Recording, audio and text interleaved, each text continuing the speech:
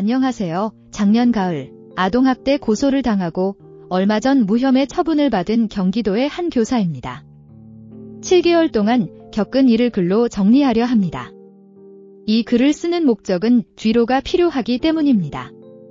그저 있었던 일을 담담하게 풀어내고 불특정 다수에게 위로를 받으며 내 마음속 트라우마를 조금이나마 이겨내고 싶습니다. 변호사의 조언에 따르면 비공개 커뮤니티라 해도 누군가를 특정할 수 있다면 법적 문제가 생길 수 있다고 합니다. 그래서 이 글에서는 모든 개인정보를 삭제하고 가명을 사용할 예정입니다. 또한 왼손은 오른손, 3학년을 4학년처럼 사건 전개에 큰 영향을 주지 않는 부분은 픽션으로 처리하겠습니다. 사건의 발단. 2024년 봄, 고소인이 주장하는 사건이 일어났습니다. 이유찬, 가명, 이라는 학생이 교실에서 전속력으로 달리다가 근처에 있던 친구가 다칠 뻔한 상황이 발생했습니다. 그 장면을 본 저는 유찬이에게 교실에서는 뛰면 안 된다고 큰 소리로 지도했습니다. 그리고 2024년 가을 고소장이 날아왔습니다. 교사가 큰 소리로 분위기를 험악하게 한다. 교사가 의자를 뒤집었다. 고소인의 주장은 이렇습니다. 제가 유찬이를 지도하는 과정에서 의자를 쾅 차서 바닥에 나뒹굴게 했다. 그것이 아동학대라는 것입니다. 그 당시의 일을 세세히 기억하진 못하지만 살면서 의자를 던지거나 뒤엎은 적은 단 한 번도 없습니다. 그만큼 생활지도는 반복적인 일이니까요. 결과적으로는 정보공개 청구를 통해 고소 내용을 2주 뒤에야 알 수 있었지만 그 전까지는 경찰의 안내 전화 한 통이 전부였습니다. 어떤 이유로 고소를 당했는지도 모른 채 떨리는 심장을 부여잡고 가슴을 후벼 파는 상처를 끌어안은 채 4시간 분량의 통화 녹음을 복습했습니다. 그 안에 담긴 고소인의 불만은 아래와 같았습니다. 교사가 쓰는 단어들이 무섭다. 교사가 아이들을 긴장하게 한다. 교사가 유찬이를 왕따로 만들려 한다. 교사가 이름 대신 학생이라고 불러 감정적인 사람처럼 보인다. 등등.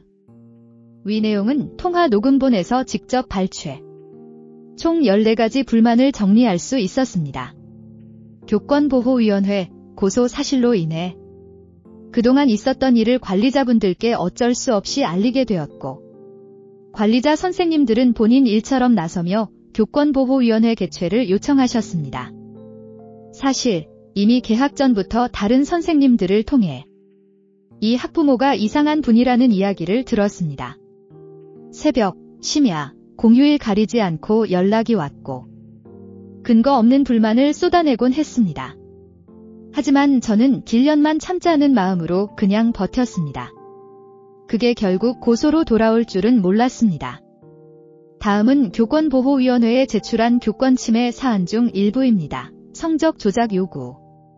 작년 생활기록부 행동발달 항목 수정 요구. 학생의 좋지 못한 평소 행실이 기록됨. 학생에게 매일 칭찬과 선인사를 하고 오후에는 어떤 칭찬을 했는지 보고하라는 요구. 이후에는 칭찬하는 음성 녹음본 제출 요구. 유찬이에게 생활지도 하지 말라. 체험학습 빠진 동안 유찬이에게 ZOM으로 개별 수업을 해달라. 기타 폭언들. 모든 건 교사 탓이다. 무릎 꿇고 빌어라. 병원비 달라. 담임 바꿔달라. 그냥 퇴직해달라 등.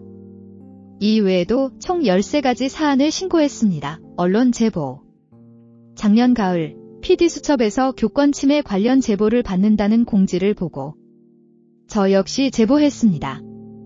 하지만 6번이나 담임이 교체된 사건에 밀려 저의 사안은 보도되지 않았습니다. 발단만 적었을 뿐인데도 벌써 글이 길어졌네요. 이런 글을 인디에 올리는 것이 맞는지 여전히 고민입니다. 허탈감, 분노, 억울함 속에서 제 마음은 많이 힘듭니다.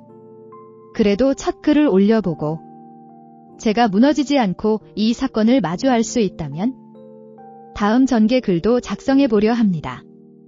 질문이나 정보 요청보다는 따뜻한 위로를 받고 싶습니다. 말 한마디라도 따뜻하게 건네주신다면 정말 감사하겠습니다.